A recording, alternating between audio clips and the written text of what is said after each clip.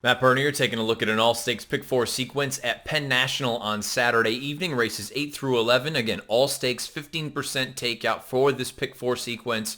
It is a 50-cent base bet. You have obviously the two main events, the Penn Oaks and the Penn Mile. You can find expanded stakes previews for those races over on video.drf.com, as well as the Racing Forms YouTube channel. But you also get a couple other good stakes races. We kick things off with the Susquehanna for fillies and mares, and then you also have the Pennsylvania Governor's Cup, which looks like a war on paper. There's only 5 of them that are going to go 5/8 of a mile, but it looks like it could go any one of 3 or 4 ways. So we'll go through those races. I would always encourage folks to use DRF Ticket Maker. You go through, you emphasize your opinions accordingly. You go through, you click Bet Now, immediately brings you over to DRF Bets. You're good to go. You don't have to go through and punch individual tickets. So it's a very, very nice sort of luxury item where you can go through and it makes life a lot easier for you.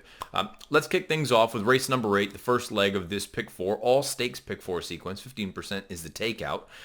With the 8th race, it's the Susquehanna. It's a mile and a 16th on the turf. 4 fillies and mares, $100,000. Scheduled post time is 6:05 Eastern. I'm going to just give out the horses that I think are a little bit intriguing. In no particular order, the 2, the 4, the 5, and the 7. Dynatail makes all the sense in the world. She has a victory at Penn National in the past. She faced some better horses in the Gallarette most recently, close to a hot pace, paid the price. Mitchell Road, the winner. That filly is just in raging form right now. This is class relief for Dynatail. I think she's going to be the favorite, deservingly so. It's going to be interesting to see where she's positioned. That run 2 starts back, she came from off of a target. Generally, I think of her as more of a forward on the lead type.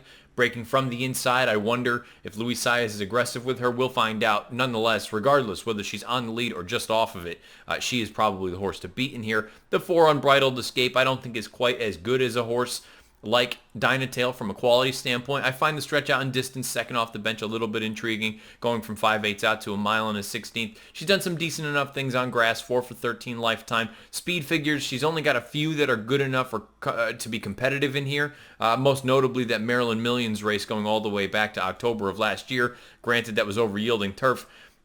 She's not one that I would have a ton of action with or a ton of an investment in.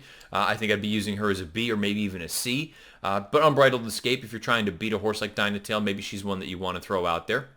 The 5-horse Super Striking, I feel like I've done a number of pick 4 videos with Super Striking, whether they're in Maryland or New York or whatever the case may be. I just have always liked this filly for Mike Trombetta. I think she's really talented. I know that the numbers wouldn't necessarily suggest that she is as good as I've thought that she is.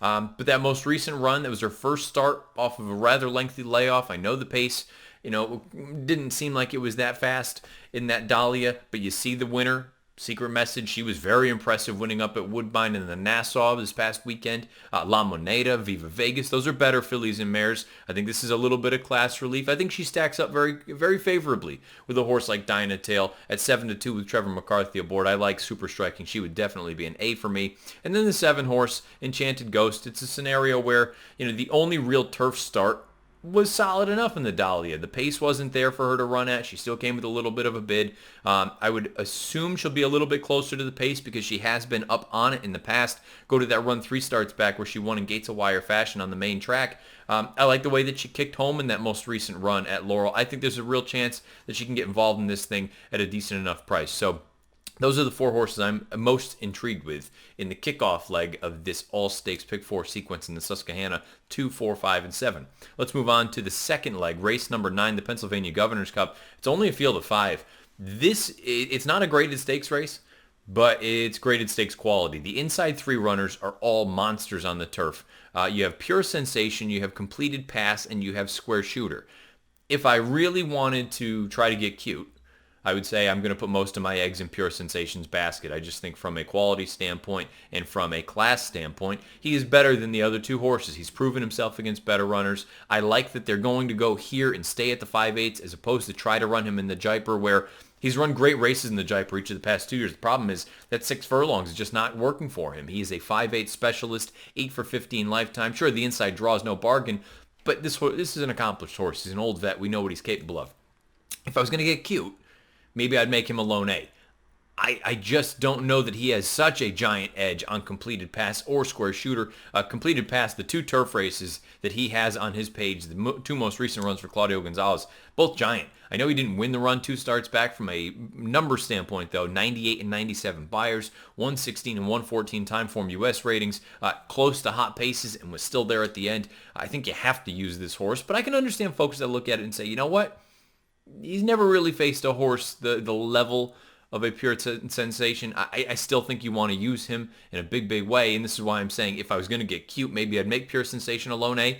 I'm using all 3 of these horses in equal weighting because I even think a horse like Square Shooter, the 3 horse, you take a look and see for Jeremiah Englehart, sure, when he has been tested against better, it hasn't quite worked. But that most recent run in the Shakertown, I don't think that was a bad effort. He faced better, or I shouldn't say better just immediately, but at least right now, Imprimis and Bound for Nowhere at 5.5 or 5 furlongs, they're every bit as good, if not better, than a horse like Pure Sensation. Square Shooter also has the ability to sit off of the pace, and if those 2 inside horses, they throw it down early, maybe Square Shooter can take advantage. Again, I could try to get cute in here, but I don't really want to. I'm going to use all 3 of them in equal weight, the 1, the 2, and the 3.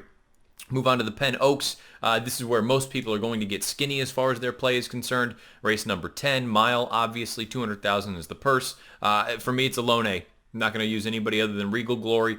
Perhaps you could make the argument that she's been a little bit disappointing in each of the past 2 where she hasn't gotten the job done. Her only wins so far have come at 6 furlongs. I just look at it and say she's paired up by her top. She goes out for Chad. I think she's going to have a forward move in her right now. It's a scenario where there should be a little bit of pace for her to run at. I just think she's way the horse to beat in here. I'm not going to overthink this. I single the 7 here in the 10th race, the 3rd leg of this Pick 4 sequence. And then we wrap things up with the payoff leg. It is the Grade 2 Penn Mile for boys. 2 horses that I was most intrigued with in here.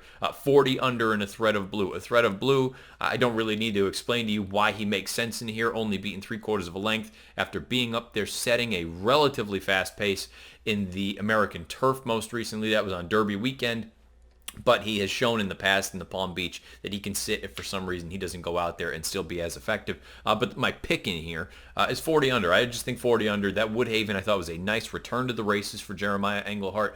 Didn't know that... rounding the far turn, he never really had to stop, but I think he had to wait a little bit longer than ideal. He did come on with a run, and sure, Clint Maroon kicked away from him in a big way, but Clint Maroon had the recency. I think the pace was on the slower side, and I like the way that 40 under finished. He was well clear of the 3rd place finisher there. I just think 40 under is going to take a step forward here, second start off the bench. So if I really was going to split this one up, I'd probably make the 5, 40 under an A, and it sounds a little bit silly making a horse like a Thread of Blue a B, but at the same time, if you really want to emphasize and you're going to try to hammer something, knowing that you can get narrow with the Chad Filly and the Oaks, that's how I would go about it, where I could really just sort of double up on a sequence or a set of wagers using 40 under as an A as opposed to a Thread of Blue. Who's going to be the favorite in here? So those are the 2 horses I was most intrigued with in the Penn Mile this year. This sequence, again, it kicks off in race number 8 with the Susquehanna. This is an all-stakes Pick 4 sequence at Penn National Saturday night on the turf. 15% takeout, 50-cent base bet. 8 through 11 are the races. Scheduled post time for race number 8 at Penn National. The $100,000 Susquehanna is 6:05 Eastern. Good luck.